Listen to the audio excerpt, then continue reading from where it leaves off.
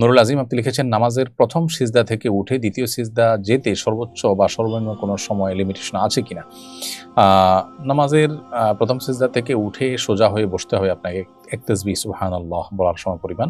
আবার প্রত্যেকটা সিজদায় গিয়ে কমপক্ষে ওই পরিমাণ সময় আপনাকে কমপক্ষে থাকতে হবে। এটা হলো লিমিটেশন।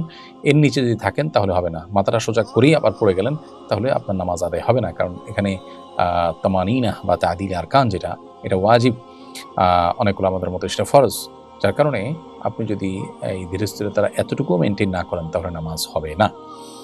তো এই জন্য একটা তাসবিহ পরিমাণ সময় কমপক্ষে আপনাকে 2 সিজদার মাঝখানে সোজা হয়ে বসে অপেক্ষা করতে হবে। আবার সিজদায় কমপক্ষে ওই পরিমাণ সময় থাকতে হবে। আর যত বেশি সময় থাকবেন নামাজের কোয়ালিটি তত ভালো হবে, নামাজ তত মানসম্মত হবে। শারমিন জাহান আপনি লিখেছেন, বিনা ওযুতে দরুদ পড়া যাবে কিনা? উত্তর হলো, বিনা ওযুতে দরুদ বা জিকির এমনকি মুখস্থ করে একেবারে আয়াত স্পর্শ করা ছাড়া তেলাওয়াতও করা যাবে, কোনো অসুবিধা নেই। জাকির হোসেন আপনি লিখেছেন, এদেশে ভিনদেশি কালচার প্রতিরোধে আমাদের কি উদ্যোগ গ্রহণ করতে পারি? আমরা এদেশে যে সমস্ত ভিনদেশি কালচারকে চাপিয়ে দেওয়ার প্রচেষ্টা খুব ন্যাক্কারজনকভাবে চলমান আছে, এটার বিরুদ্ধে বিশেষ করে তরুণদের বিভিন্ন রকমের সংগঠন তাদের গড়ে তোলা দরকার এবং মূল্যবোধ সংরক্ষণ, তারপরে আমাদের কৃষ্টি কালচার হেফাজত, এ সমস্ত বিষয়গুলোকে মূলে রেখে বিভিন্ন রকমের সংগঠন করে সেটা নিয়ে অ্যাওয়ারনেস বাড়ানো, সচেতনতা সৃষ্টি করা এবং ষড়যন্ত্রের জায়গাগুলোতে নজর রাখা এবং সেই জায়গাগুলোতে প্রতিরোধ গড়ে তোলা, এগুলো আমাদের কর্তব্য। আমরা যদি এটা না করি তাহলে সেক্ষেত্রে আমাদের অস্তিত্ব হারিয়ে যাবে এবং আমাদের সাংস্কৃতিক সংকট এর মধ্যে আমাদেরকে পড়তে হবে।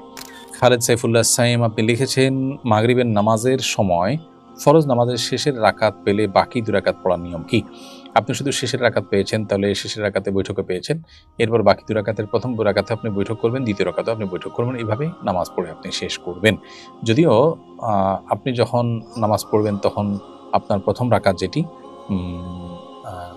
আপনি শেষের রাকাত যেহেতু পূর্ণাঙ্গ পেয়েছেন, অতএব সেটি আপনার 1 নম্বর রাকাত। আপনি ইমাম সালাম ফেরানোর পরে যখন আপনার ছুটে যাওয়া 2 রাকাত পড়বেন তখন আপনার প্রথম রাকাতে আপনি বসবেন, কারণ সেটা রাকাতের সিরিয়ালে 2।